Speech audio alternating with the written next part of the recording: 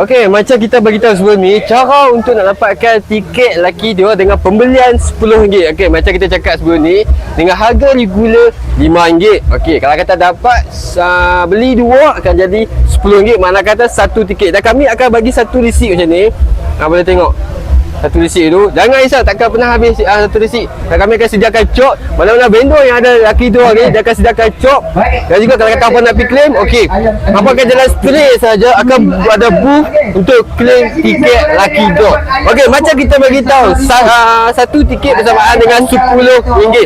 So, kalau kita yang mana yang pembelian yang harga contoh lah kan, dengan pembelian RM19, 90 sen, tak cukup lagi sekupang, akan dapat satu juga.